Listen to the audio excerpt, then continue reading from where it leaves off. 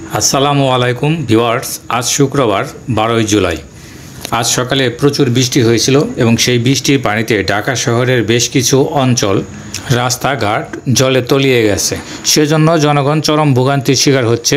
চলুন দেখা যাক কিছু খণ্ডচিত্র। চ্যানেলটি সাবস্ক্রাইব করে দিয়ে শেষ পর্যন্ত ভিডিওটি দেখার অনুরোধ রইল। ভিডিওটি ধারণ করা হয়েছে মগবাজার থেকে পল্টন পর্যন্ত শুধুমাত্র প্রধান রাস্তাগুলোর।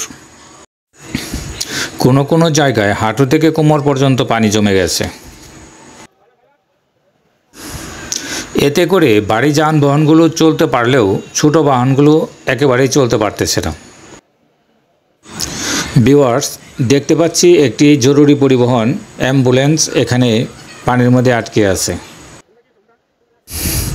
এখানে দেখতে পেলাম একটি মোটর বাইক মরা গরুর মতো পানির মধ্যে ভাসছে।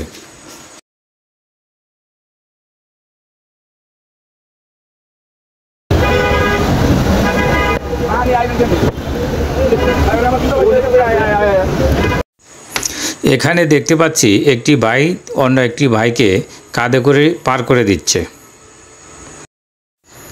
রাস্তায় চলাচলের জন্য পর্যাপ্ত গাড়ি নেই, সেজন্যই হয়তো ভাইকে কাঁধে করে পার করতে হচ্ছে। অধিক বৃষ্টির সময় প্রতি বছরই এভাবে পানি জমে যায়। আসলে পানি নিষ্কাশনের জন্য সুষ্ঠু ব্যবস্থাপনার অভাবেই প্রতি বছর বর্ষার মৌসুমে এই সমস্যাটির সৃষ্টি হয়। একটু ভালো করে লক্ষ্য করলেই দেখতে পাবেন পানিতে শুধু রাস্তায় তলিয়ে যায়নি, ফুটপাতগুলোও তলিয়ে গেছে।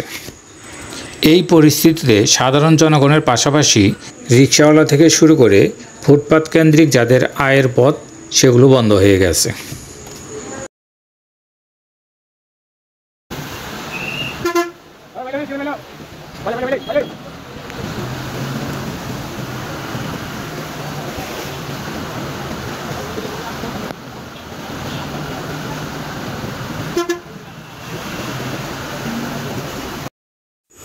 জীবিকার তাগিদে অনেকে এই পানির মধ্যেই জীবনের ঝুঁকি নিয়ে গাড়ি চালাচ্ছেন এবং অনেকে দুর্ঘটনার শিকারও হচ্ছেন। পানির নিচে রাস্তা দেখতে না পেয়ে এখানে একটা রিকশা উল্টে গিয়েছিল। একজন যাত্রী আহত হয়ে এই পানির মধ্যে শুয়ে শুয়ে কান্নাকাটি করছে। ভিডিওটি শেষ পর্যন্ত দেখার জন্য অসংখ্য ধন্যবাদ। ভিডিওতে লাইক, কমেন্টস ও শেয়ার করে সবাইকে দেখার সুযোগ করে দিবেন। ধন্যবাদ।